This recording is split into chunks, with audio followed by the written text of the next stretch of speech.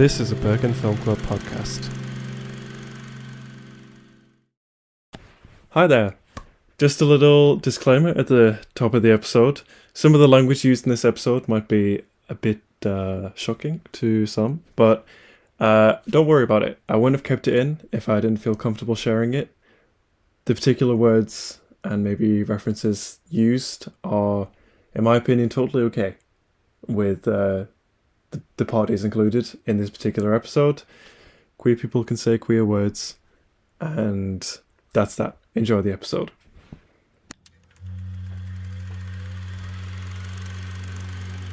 Like an old movie removed from the frame, I am floating and looking for someone to blame.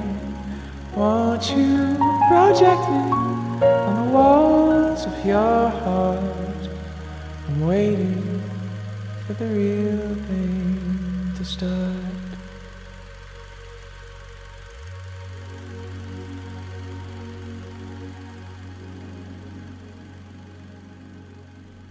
Hello, welcome to The Real Thing. I'm your host, Joe Lawrence, ready again for another exciting week of podcasting. Yep, we're back. We took a little break because I lost my voice, and that wouldn't have been a very good episode, I think. And I also didn't have anything to talk about. But as always, this podcast is an extension of Bergen Film Club, where we talk about the film's existing program, why these films are exciting, why you should go see them, and why they were selected. And again, we have a great film to talk about today. Returning my favorite guest ever on the podcast is now Bergen Film Club board alum, Bendik Vigsnes. Hello. Hi. Coming to you live from Vennesla. Yeah. Which is my new home. Yeah. I'm also coming live from my new home. This is my new apartment. Oh. Yeah. That's right. In Laksevåg. Yes. Mm. In the burbs. In the burbs. Yeah. Yeah. Thank you for coming back. Yeah, no problem. Of course I will come back when we're talking about such a great film. Mm-hmm. Mm. This is your last film. It is. Unless I use my manipulation skills and work through you. And get you to suggest my movies. Sub Rosa. Yeah, I think I might be the only person that you could do that with. But as much as we like to tease the club for its film selections, they've been really nice to me in this program. They gave me Top Secret. They also gave me Taking of Pelham 1, 2, 3. Yeah. So it's been really nice. I appreciated that a lot. On November 5th, for example, we're showing David Lynch's Dune, which has been Martin's cross to bear the entire time that he's been on the board, but he's fine. He's finally getting it as well, so. Yeah, maybe it's a weird movie. Change. Yeah, it's a weird movie to want to go out on, but, Yeah. But, yeah, I'll just quickly say that the film that we're talking about today is a lot of fun, crazy, Top Secret. And if you want to go see it, this episode is coming out before, I think. You can see it on the 11th of October at Bergen Film Club. So if you're in the area listening to this podcast, then please come and salute Bendik, who will not be there, but you can salute him in spirit. Yes, I will be there in spirit. Yeah. But before we get into the episode, just wanted to talk about, I don't have a crazy list of recommendations because I was in Svalbard, and this is the first one I'm recording since I got back, actually. So I didn't watch any films when I was there apart from what I needed to watch. And since I've been back, here's one. I watched Taxi Driver. Oh, yeah. That's a really good one, though. But I feel like, I don't know if that needs like a recommendation as such, but well, to be great. fair, in the past you've recommended movies such as E.T. and what's wrong with E.T.? Well, but you haven't really cared that the movies are very well known when you recommend them. Sure. Okay, then the first one could be Taxi Driver. It was so much fun. It was like it felt like a living organism of a film. Mm. And the dialogue was great. Robert De Niro was very good, very scary, very unhinged. Mm. And Jodie Foster was so incredible. Yeah, she's really Yeah. good in it. Yeah. So, yeah, that's the second Martin Scorsese film that I've ever seen. Which is the First first one? I saw Silence in the Oh, cinema. you got off to a bad start. Kinda. Yeah, no wonder you have a negative impression of Scorsese. I don't know that it's negative. I just was like, I liked it because I quite like religious drama and stuff, and it's also history, and I like that kind of stuff. But Silence was very long. Yeah, it's tough Yeah. to sit through. It's not a bad film, No, but it no. is one of his passion projects in the same vein as The Last Temptation of Christ and all and Kundun and like Hmm. they're tough. They're a bit more tough to sit through than his other films. Yes, but Taxi Driver. And I went back to reading Silence of the Lambs. But I'm really working through it now because I really want to watch the film. All right, you still haven't. No. Well, it's probably the most faithful. The movie is almost word by word the book. But it's extremely cool. faithful adaptation. Yeah, because the book it's written very cinematically. I feel like the way that scenes feel like you can really vividly picture them as if it were a movie. So I'm really enjoying reading that again. Okay, my actual recommendation that I was going for is I rewatched Midnight Mass on Netflix. Incredible show. I think it is one of the best made TV series, and just Mike Flanagan being the best that he is.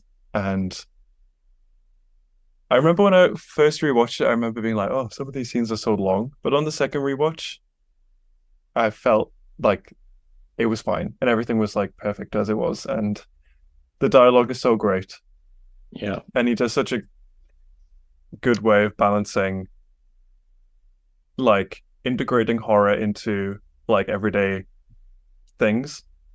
Because it's just kind of like normal life plus vampires. It's, which I think is great. I love that in horror. Like, I think some of my favorite horror films are films that have like also have comedy and drama, romance, whatever, and also a horror element, because I don't know, I feel like you can only ever write horror as some kind of allegory for trauma, as Jamie Lee Curtis says. But in his work, it doesn't feel so like obviously shoving it down your throat. No, I agree. It's really good. Yeah. He's Mike Flanagan has really enjoyed turning to literature, hasn't he? Well, like, even Midnight Mass is very similar to Salem's Lot. And he adapts like Hill House, that's based on a novel. Bly Manor is based on a novel. Oh, look at that! You have Salem's Lot. Yeah. Haven't finished it. It was too scary. Oh, it's very good. It's probably my favorite Stephen King novel of the ones I've read. And the one he's doing now is Edgar Allan Poe's The Fall of the House of Usher, which is going to be good. Fall of the House of Usher is a great short story. And it has one of probably my favorite opening passage of any short story ever. He uses so many adjectives to describe the scene here. It opens like this. During the whole of a dull, dark, and soundless day in the autumn of the year, when the clouds hung oppressively low in the heavens, I had been passing alone on horseback through a singularly dreary tract of country, and at length found myself, as the shades of the evening drew on, within view of the melancholy House of Usher. I mean, that just sets the scene right there. Hell yeah. Yes. So it's going to be interesting to see what he does with that story. Yeah. But speaking of great writing, I'm sorry, I'm going to cut past all your recommendations because I talked for too long. We can talk about the film now. Okay. Yeah.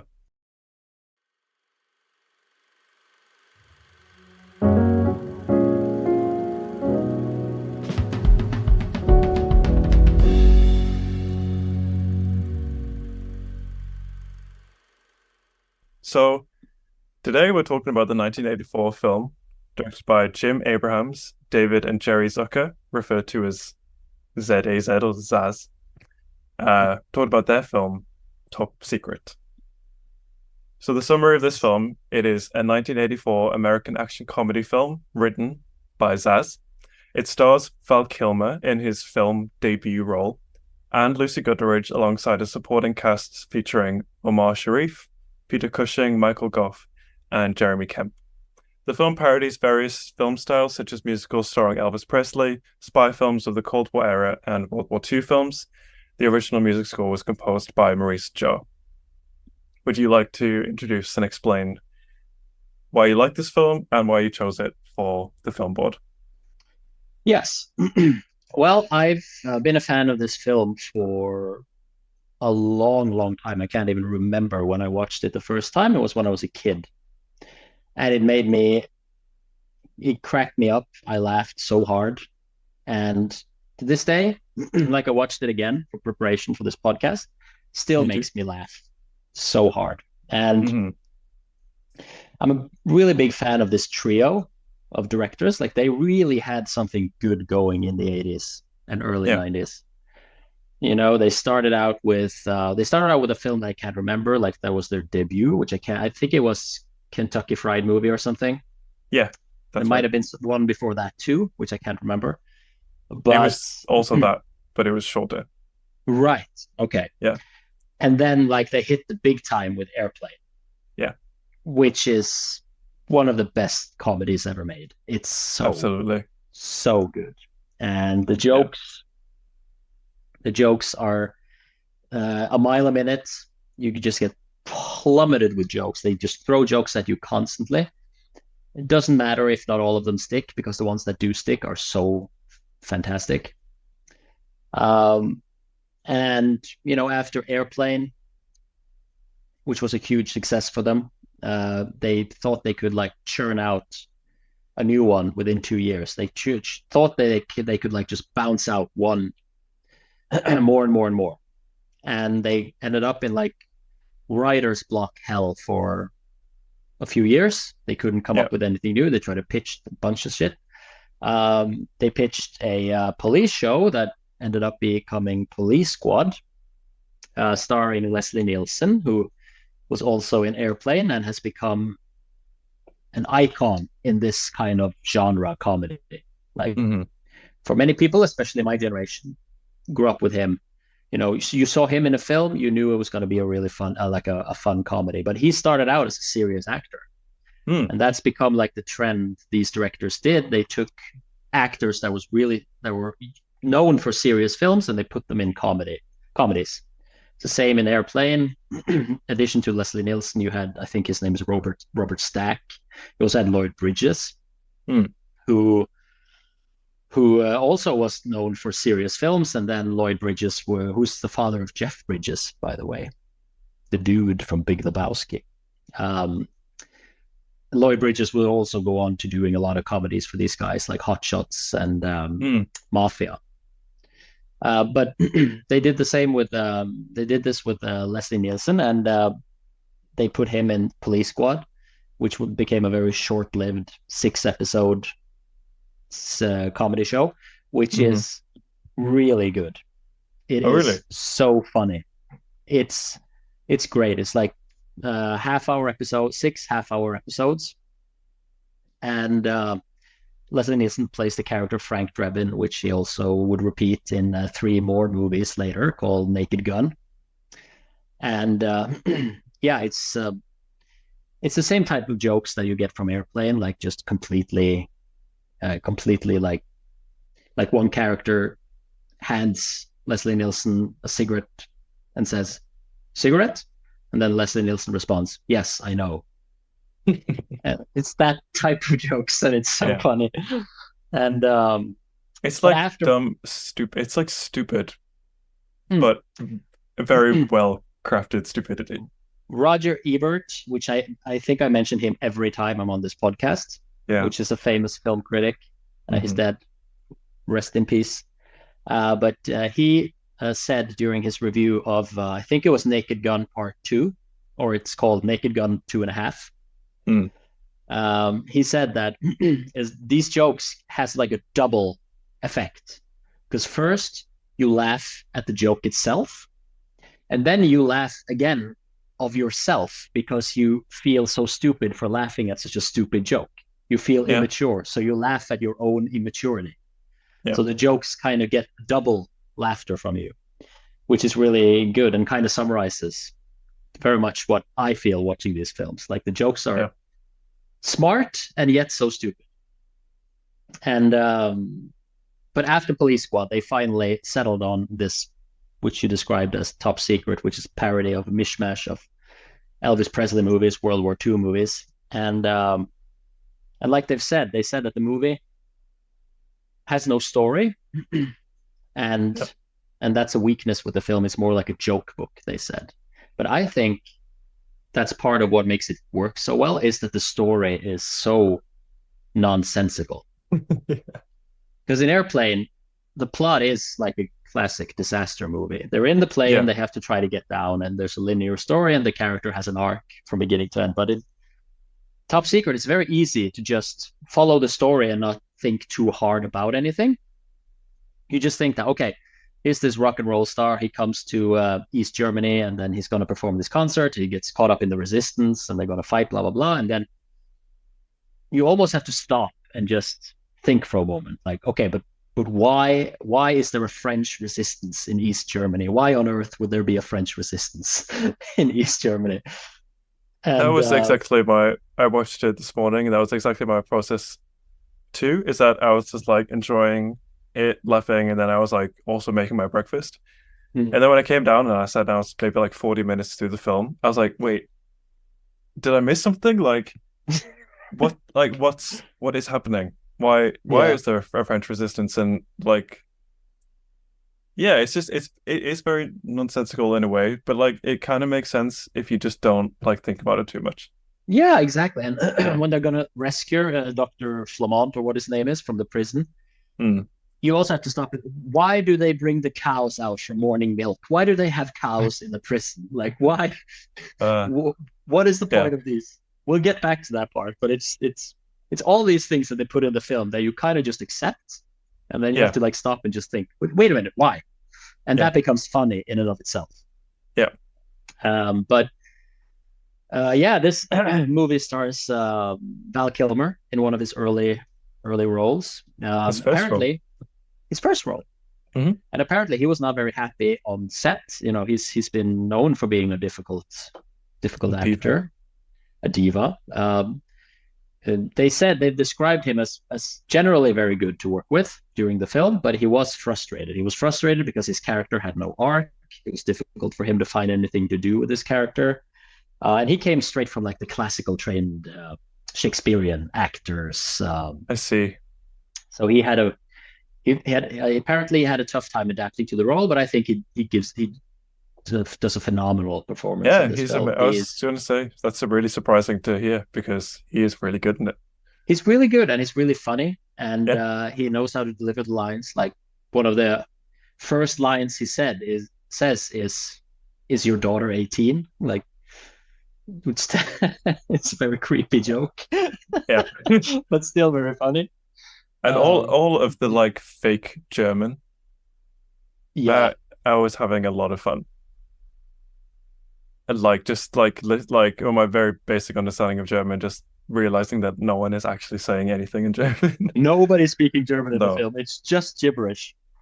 And and also part of what makes him so good is like the musical sequences. Like, he does his own singing, he does his own dancing, and the songs are catchy. When I was a kid, I tried desperately to find the MP3 files of some of the songs he sings in this film, because I thought they were so cool.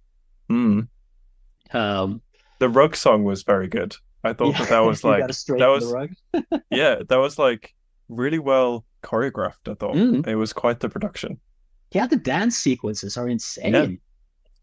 But that's when I kind of decided that I was really into the film, because I was laughing and everything, whatever. But when he first gets up on the stage and performs, and the band suddenly is playing electric guitars and the papers are flying everywhere, then I was like, okay, this is fun. I'm like, I'm Yeah, into it now. yeah. Yeah. They destroy their L guitar towards the end. Just Uh-huh. goes completely crazy. Yeah. Yeah, it's really, really good. And it's like we were talking about the style with so many jokes. I think, not every joke will land, but Mhm. I think when I try to make up my mind which one I prefer, this one or Airplane, I think I prefer this one slightly Okay. over Airplane, even though I love Airplane. Because I think there are no dead points in this film. There's one scene that doesn't work for me that I don't think is very funny, and that's with Omar Sharif and the spy who sells these No, I funny like that. things. I think that's like, okay, this is not very funny, but that's like the only Oh. scene that I would have like taken out of the film. Yeah. Otherwise, every scene works. And in Airplane, there's this whole side plot with the main character when he has flashbacks. The, the flashback when they parody Saturday Night Fever is really funny, but otherwise, I'm not a big fan of the flashbacks. So the film kind of drags for me whenever he has flashbacks. Oh yeah, okay. Yeah. So to sum up, Top Secret has fewer dead spots. I can watch Top Secret and not feel there's Okay. any dead spots. It just keeps going, and it becomes just funnier and funnier. Whereas Yeah. Airplane has those tiny dead spots. That makes me prefer Top Secret. Yeah. I think And that's what I like so much about these films and these types of comedies is that I don't think that I watch a lot of comedies because I always feel like I'm ready for like the eye roll moment when it like stops being funny and hmm, there's always some kind of like stupid weighty drama. hmm. And a Oh lot yeah, of yeah, yeah. like recent comedies is like ha ha ha ha, my wife died. And then it's like, okay, now it's not funny anymore. But Yeah. like you just want just to see like a pure comedy that is just like fun Hmm. throughout. And I love the like relentless joke thing, and it's like basically all one-liners or like a gag, Hmm. which is you just get a lot of pleasure out of that. And I think it makes it such a good comedy film formula to just be It like, okay, does. we're just gonna like keep going and going and going, basically until the very end of the film. Hmm. And what I we should get more into the movie itself, but I just want to like point out before we do that, like it's a style that kind of died after the 80s, even though they tried in the 90s. Like Hot Shots is pretty funny, and but then even Leslie Nielsen would go on to do a bunch of films that weren't really that fun. Okay. In the same style, they could never really recapture the magic of those films that they made in the 80s. Yeah. And I've been like, I remember like missing that type of comedy in recent comedies. But then I Mhm. remember I discovered all of a sudden I could see the DNA of what these guys were doing in new comedies. Like I discovered Tina Fey, I discovered Yeah. 30 Rock, and just realized, oh, I know. First, I watched Unbreakable Kimmy Schmidt. Yeah. I watched the first episode and I didn't really know what it was supposed to be, and then I kept watching and I realized, oh shit, this is crazy humor. This is like the same type of humor as the Zucker and Abrams Yeah. people were doing in the 80s. It's like, oh wow, okay, she's carrying the torch. So I watched Yeah. Unbreakable Kimmy Schmidt, realizing it was very much the same in the same style. The absurd Hmm. comedy, the jokes a mile a minute, just a bunch of one-liners. And then I watched 30 Rock, which is in the same vein. Hmm. And also I discovered like Wet Hot American Summer by Yeah. Michael Showalter and David Uh-huh. Wayne. And I was just like, oh, this is also very inspired by these guys. And they are also carrying the torch. And even though we don't see that much of it anymore, there's still Yeah. some people who kind of try to bring that form of humor back. But there's Totally. not much. But okay, let's go back to Top Secret. And, Sure. We can talk you about know, what you like in the film. what I like in the film, I like everything from the moment we're introduced to Val Kilmer's character and he's on the train and he Hmm. goes and he performs like the cover of the Tutti Frutti song, Yeah. and the band goes crazy. Hmm. And it's not long after that he's introduced to Lucy Guttridge's character. Um, he tries to save her from an assault at this opera where all the male ballet dancers have these huge cod pieces. Yeah. That's also where we get the great joke where they run past the door that says janitor, and then they open the door Yeah. and there's just a man standing in a closet with a broom. Oh, I really like that. Yeah. And then he gets, and there's so many great jokes. I mean, there's a joke with a phone where there's like a phone in the foreground of the frame and it rings, and then a guy at the background, way back, goes towards the phone to pick it up. And when he gets close to the phone is gigantic. Yeah. It's like a forced perspective, and he lifts up this gigantic phone. And there's also one with a pigeon that comes flying with a letter. Yeah. Attached to its leg, and then the pigeon, they have a little close up of the pigeon, and it has this little pilot hat. Yeah. It's these kind of jokes that makes me laugh when I think about them. Like I can be on my way to the bus stop and I can remember that joke and I start to laugh. Yeah. And that's why it's so good. Yeah. I liked the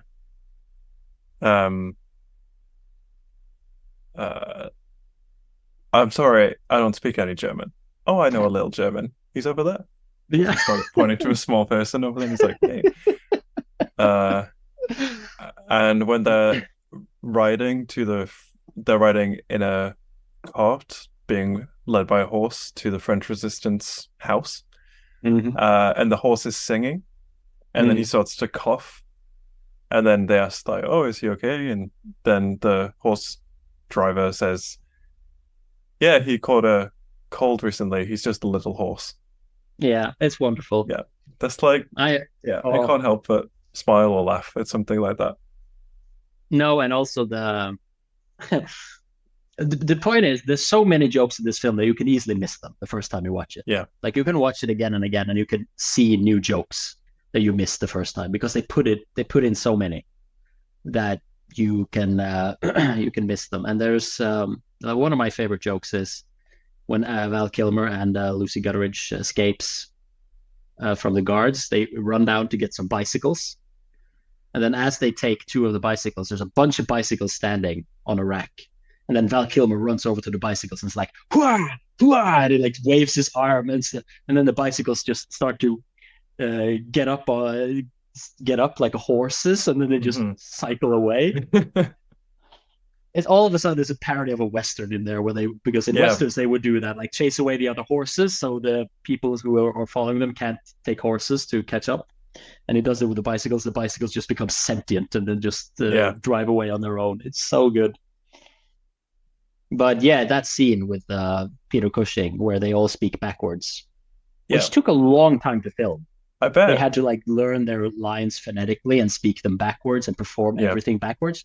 And they do that just for that, because when the scene starts, he speaks weirdly because he's Swedish. So he's supposed to speak Swedish, and he just basically speaks backwards. Yeah. But then they keep like adding to the scene to make you realize it's backwards. Like when he starts to walk, he throws the books in the shelf, and then he takes his books and he sucks the dust back onto it. Yes.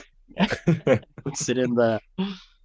Oh, it's so good. And then that dog runs backwards, and they go up the fire ladder. No, the fire rod or whatever it is. Yeah, it's just a dedication to put so much effort in a scene. And there's a scene we'll get back to later, which has the same level of dedication. That's just like insane. Like, why would you spend so much time just getting this joke across? But yeah, it's that's where we get the little origin story from Nick Rivers when he got lost in a shopping mall and he never saw his mother again. And he was raised by the ladies in the perfume counter. So stupid. Actually, fun fact before we go on, I have been in a scene with Val Kilmer. Really? Yes, I have. When they filmed the Snowman, the adaptation of the Jo Nesbø novel here in Bergen, I signed up as an extra, and they put me in the scene with Val Kilmer. So I have met Val Kilmer. in person. Was he nice? He seemed very nice. He was very sick, so he stuck to himself. I didn't talk to him. I just I COVID. wandered around him. No, he had throat cancer. Oh yeah. That is the first thing that my mum said to me today when I told her that I saw this film. She loves to throw out like morbid facts. I think I've said before that like if we're watching a TV show or a film, anytime that a character walks on screen like an actor, she'll go dead. So yeah, when I was like, oh, Val Kilmer was in it, she went, he has throat cancer. So I already knew that. Oh yeah, it's so sad. Yeah. It's a shame because he's really like one of his last great performances was in a movie called Kiss Kiss Bang Bang, which is not gets the love it deserves. But he's great in it. He plays a detective, this gay detective who's just called Gay Perry, and he's really funny in it. He's so good. I think he has the line. Well, you may cut this out, but we'll see. He has a line in the film if when he and Robert Downey Jr. sits in the car, and then Val Kilmer takes out this tiny gun. And he gives it to Robert Downey Jr. and Robert Downey Jr. says, "This is a very tiny gun. Yeah, I call it my faggot gun." And then he says, "Why? Because it's only good for a couple of shots. Then I have to drop it for something better." That's really funny. Is it a comedy? It's a comedy. Okay. It's a comedy. Okay. It's really, really funny. You should watch it. Okay. I think you'd like it. Yeah. And it's not homophobic, despite what that line may imply. It's really good. Okay. But yeah, back to Top Secret. After they've been there, that's when we get to my favorite section of the film, when they meet up with the resistance and all these resistance people. They have French names. Détente, Chocolat Mousse, Latrine. Yeah. And then they have this random parody of the Blue Lagoon, that creepy erotic movie featuring kids, where Lucy Gutteridge thinks back to when she and the leader of the resistance was on that island together. Yeah. That was very out of the blue for me. Yeah. Yeah. It was strange. And I think I'd misheard at some point that he was her uncle. No. Yeah. What? I've done incest on top of bestiality, but no. He's like her long lost love. But then but he was very fun. I thought he's really fun, and it's really the problem is I think the director said that back when they made Top Secret, the Blue Lagoon was a really big film. So when they put in that scene from the island and parodied Blue Lagoon, it was like a big thing. But these days, nobody remembers Blue Lagoon. True. So when you watch the scene, you don't know what they're parodying. Yeah. But the Blue Lagoon was basically a movie featuring Brooke Shields, and I think his name is Christopher Atkins. They played two teenagers that get stranded on an island, and they have to learn to survive. And at some point, they of course have sex. And I haven't seen it, but I think it's just a lusty movie that just observes two very young actors in various states of undress. I think it's a creepy movie. Not pushing like 3 wood-made shopping carts around the island. They don't have any shopping carts, no. Like building wooden houses with garages. Yeah. Oh, it's so funny. Yeah. And then there are 2 scenes that I wanted to get to. Yes. Because I know that the last one is the water one. You want to talk about that, but we should talk about that last. But I need to talk about the cow stuff. The prison. My favorite scene in the whole film is when they're going to enter the prison. It's so fun. It just starts with when they're planning how to get in there. And he just starts with a stick and he just like draws an X on the ground, says, "We're here." And then and the prison is over here. And then it just gets more and more advanced. Like all of a sudden he has like this figure of a little cow. And then they have this huge model of the prison, and then they have a train that runs. It just becomes so crazy. Yeah.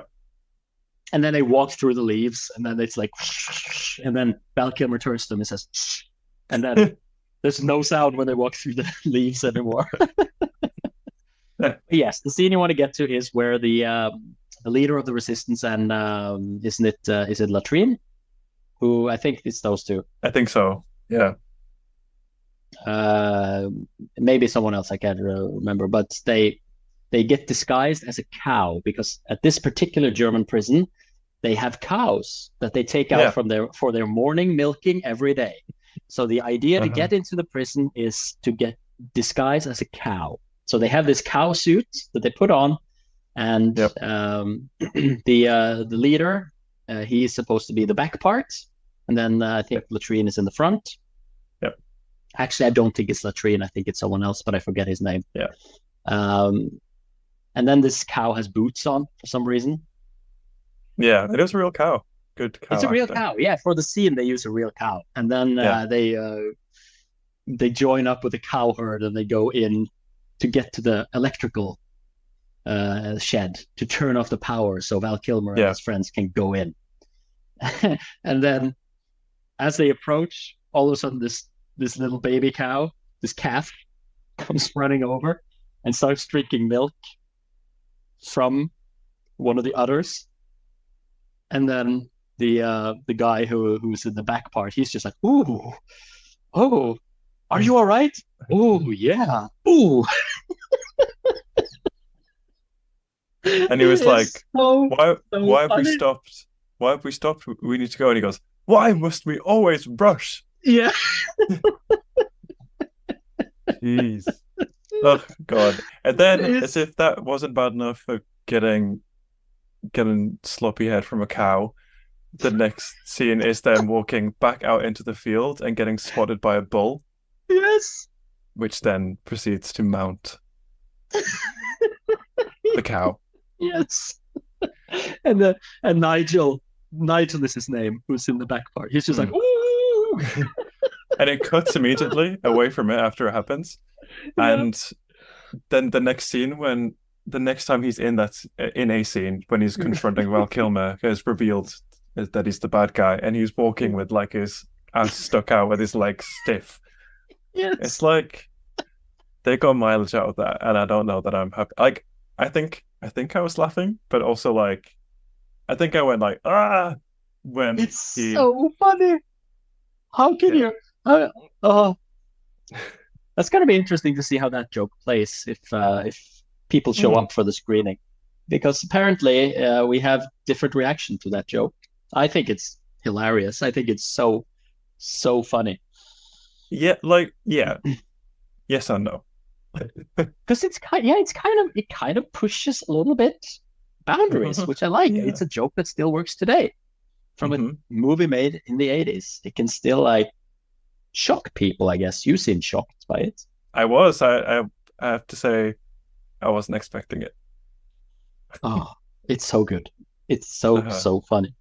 Yeah. And also, we have to mention Remy's favorite joke, because Remy watched the movie after I pitched it in the programming, and I think his favorite joke is when they use a looking glass, binoculars, to look at the prison, and they look at the cow herd.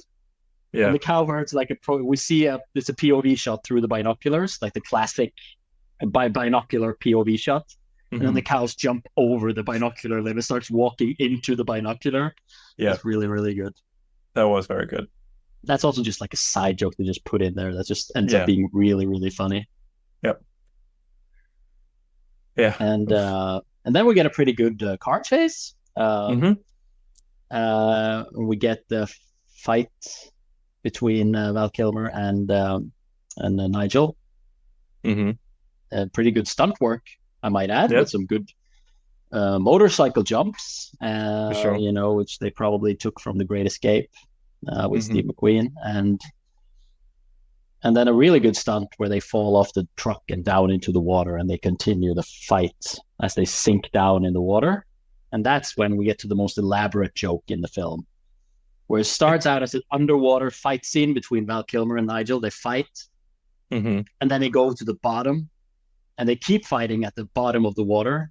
And then all of a sudden, They're in a It's a saloon. saloon. Yeah. It's a cowboy saloon with a bartender and other guests that just sit there, and then all of a sudden it become a Western, like a classic Western barroom brawl underwater.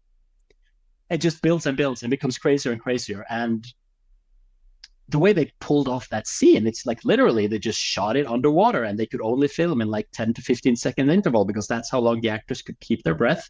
And then they had to go and draw air from divers that was like behind the camera and gave them air. I mean, it's insane. And like so unnecessary. So unnecessary. Why would you go through these lengths just to put that joke in the film? But it's really funny. It's really funny. Yeah. It's so funny. The bartender and the bar. Yeah, like the bartender and the bar coming together as he approaches, and then the bartender like popping up and then like winding his fist just to punch the bad guys. Like, it's crazy. And very funny though. It's very, very funny. And and then they play the Bonanza theme at the end as Val Kilmer exits, and he goes back up, and then Lucy Gutteridge has followed on a motorcycle, and as she stops, her hair just sticks out like again, just a little throwaway joke, but it's so fun. And then her boobs glow. Yeah. That's right, her boobs glow. Yeah, I remember thinking, I was like, they look weird, and then they started glowing like E.T. And I you know, with Nigel's character, who gets raped by the bull. Okay. They kind of set up like because he tells earlier, he says when he was rescued from the island, he was picked up by a bunch of sailors. Yeah. And he tried to like call for help or whatever, and it just seemed to excite them more. He says, like, they took advantage of me in ways I cannot describe. And she says, "Oh, it must have been awful." And he's like, "Ooh, yes, awful." So they do some racy jokes in the film, for sure. Yeah. But overall, it was a lot of fun. I was, I don't know if that I had low expectations going into it, because I think Airplane is like a 5 out of 5 film. That I think that for me, that's like no, like you said, there's parts of that you think are maybe don't have the best flow, but I love those Saturday Night Fever scenes. Yeah, I love the Saturday Night Fever too. I just don't love the other ones, but don't get me wrong, Airplane is a 5 out of 5 movie. I would have given it 5 out of 5 easily. Yeah. Because the jokes that do land are so incredibly good. They still persist to this day. Yeah, but great. I'm sure when this podcast ends, I will think of a dozen jokes that I'd want to talk about that I forget. But absolutely, that's the nature of it. There's so many of them. Yeah. But yeah, really great suggestion, and I think I would like to think that I speak on behalf of the board, that we're really going to miss you. Well, we'll see. I am going to miss you. That's good. That's very nice to hear. That's very nice to hear. Just keep plugging my types of films in the program, then I'll show up for the podcast. Yeah, but I think we like similar films. I think we do. Yeah. I will lobby my films through you. Sure. You will be my avatar. Yeah. Is there anything you would like to say? This can be like your parting message to the board. No, I have no parting messages to the board, but I do have for anybody who listens, just watch Top Secret, watch Airplane, watch Naked Gun. Don't let this style of comedy die. Remember it, because it's so funny and it's so good. Yeah. That's a good message. Yeah. I'm really happy we get to screen Top Secret. Yeah, definitely. I think it's hopefully people will show up. Let's hope so. Yeah. Well, thank you for being on. Thank you for having me. Hopefully have you again sometime soon. Yeah, hopefully I'll be able to go to Bergen sometime and catch some screenings. Yeah. And say hi to the club again. Yeah. Okay. Goodbye. Goodbye.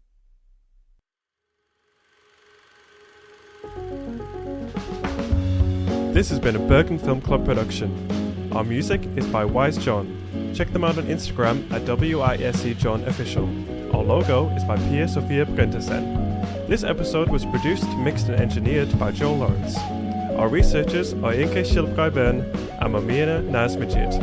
Want to talk to us about films? Then please send us an email at podcast@bergenfilmclub.com. Follow the show on Instagram and Twitter at TheRealThingPod. Check us out on Letterboxd at BFK The Real Thing. Thank you and goodbye.